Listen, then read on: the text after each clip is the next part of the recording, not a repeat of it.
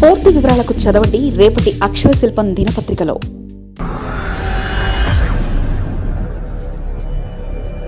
జాతీయ కాంగ్రెస్కు చావో రేవో.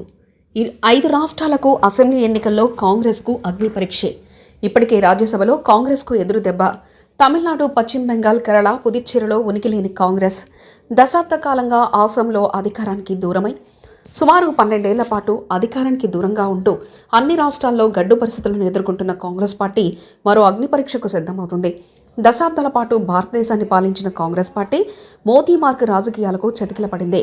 కేంద్రంలోనే కాకుండా క్రమంగా రాష్ట్రాల్లో కూడా పట్టు కోల్పోతూ వస్తుంది. దక్షిణ, ఉత్తర, ఈశాన్య అనే తేడా లేకుండా అన్ని రాష్ట్రాలు, కేంద్రపాలిత ప్రాంతాల్లో చక్రం తిప్పిన పార్టీ దేశ ప్రజల విశ్వాసాన్ని కోల్పోతూ ఇప్పుడు ఒక్కో రాష్ట్రాన్ని చేజార్చుకుంటుంది. ప్రస్తుతం కేవలం 3 రాష్ట్రాలకు మాత్రమే పరిమితమైంది. ఇటువంటి తరుణంలో మరో సమరానికి సిద్ధమవుతుంది. ఏడాది 5 రాష్ట్రాల అసెంబ్లీ ఎన్నికల నగరామోగనుంది. తమిళనాడు, పశ్చిమ బెంగాల్, కేరళ, పుదుచ్చేరి, అస్సాం ఎన్నికలు జరగనున్నాయి. వాస్తవానికి కేరళ మినహా మిగిలిన 4 రాష్ట్రాల్లో కాంగ్రెస్ పార్టీ రూలింగ్ చేసింది. తమిళనాడు స్వాతంత్రం వచ్చిన తొలి 20 ఏళ్లు కాంగ్రెస్ పార్టీ పాలించింది. 1967లో ద్రవిడ కజగం పార్టీ ఏర్పాటు నుంచి తమిళనాడును కోల్పోయింది.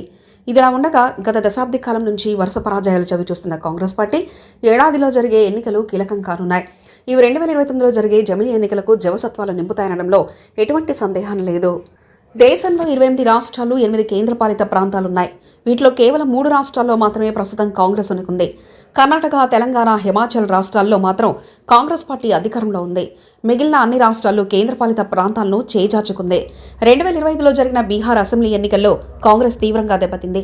అదేవిధంగా జమ్మూ కాశ్మీర్తో సహా ఢిల్లీ అసెంబ్లీ ఎన్నికల్లో కాంగ్రెస్ ఘోర పరాజయం పాలైంది. దీంతో అసెంబ్లీలో సంఖ్యాపరంగా కాంగ్రెస్ దెబ్బతింది. ఆ పార్టీ ఇతర మిత్రపక్షాలు, బీజేపీ వ్యతిరేక పార్టీలతో కలిసి ఇండియా కూటమిగా ఏర్పడ్డాయి.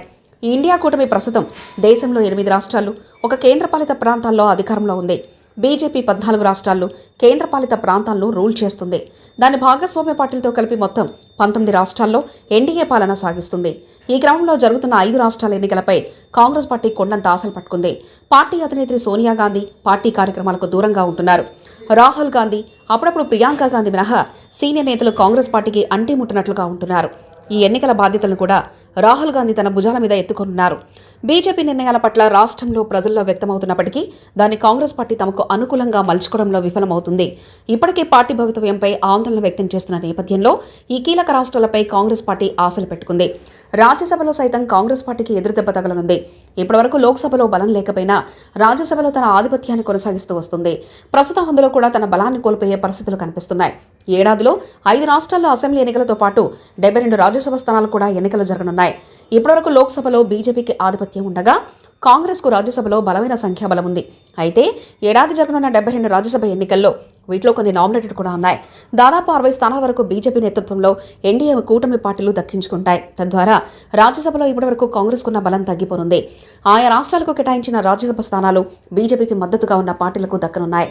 ఢిల్లీలో అయితే ఏకంగా బీజేపీకే దక్కనున్నాయి. ఇక ఇతర రాష్ట్రాల్లోనూ బీజేపీ నేతృత్వంలోని ఎన్డీఏ ప్రభుత్వాలు ఏర్పడిన నేపథ్యంలో అక్కడ కూడా రాజ్యసభ స్థానాలు కాంగ్రెస్ చేజారిపోనున్నాయి. 2026లో జరిగే ఎన్నికలు కాంగ్రెస్ పార్టీకి చావో రేవో అన్నట్లుగా ఉన్నాయి. అయితే ఈ 5 రాష్ట్రాల్లో కాంగ్రెస్ పరిస్థితులు దారుణంగా ఉన్నట్లు స్పష్టంగా తెలుస్తుంది. తమిళనాడులో దశాబ్దాలుగా కాంగ్రెస్ ఉనికి లేదు. 10 ఏళ్లుగా అసోంలో కాంగ్రెస్ పరాజయం పాలవుతూ వస్తుంది. ఇక పశ్చిమ బెంగాల్లో అయితే కాంగ్రెస్ ప్రభుత్వం ఏర్పాటు చేసి 6 దశాబ్దాలైంది. కేరళలో కూడా ఇదే పరిస్థితి నెలకొంది. ఈ నేపథ్యంలో ఆయా రాష్ట్రాల్లో కాంగ్రెస్ పార్టీ ఇప్పుడు సొంతంగా ప్రభుత్వాలను ఏర్పాటు చేసే అవకాశాలు లేవని రాజకీయ విశ్లేషకులు చెప్తున్నారు. 2025 బీహార్ అసెంబ్లీ ఎన్నికల్లో కాంగ్రెస్తో పొత్తు పెట్టుకున్న చావు దెబ్బతిన్న నేపథ్యం ప్రాంతీయ పార్టీలది. కాంగ్రెస్తో కలిసి ముందుకొచ్చేందుకు ససమీరా అంటున్నారు. ఈ నేపథ్యంలో ఆయా రాష్ట్రాల్లో కాంగ్రెస్కు మిత్రపక్షాలున్న అసెంబ్లీ ఎన్నికల విషయానికి వస్తే మాత్రం ఒంటరిపోరుకే ప్రాధాన్యత ఇచ్చే అవకాశం ఉంది. 2025లో జరిగిన ఢిల్లీ ఎన్నికల్లో కాంగ్రెస్కు జాతీయ స్థాయి మిత్రపక్షంగా ఉన్న ఆమ్ ఆద్మీ పార్టీ విడిపై ఒంటరిపోరు చేసింది. ఇలానే రానున్న ఎన్నికల్లో తమిళనాడు, పశ్చిమ బెంగాల్లోనూ కాంగ్రెస్ మిత్రపక్షాలు ఒంటరిపోరుకు దిగితే పురాతన 140 ఏళ్ల పార్టీ పరిస్థితి ఏంటనేది ప్రశ్న. ఏదేమైనా 2026 కాంగ్రెస్ పార్టీకి ఒక అగ్ని పరీక్ష అన్న అభిప్రాయాలు వ్యక్తమవుతున్నాయి. మరిన్ని కథనాల కోసం సబ్స్క్రైబ్ చేసుకోండి మీ అక్షర శిల్పం. పూర్తి వివరాలకు చదవండి రేపటి అక్షర శిల్పం దినపత్రికలో.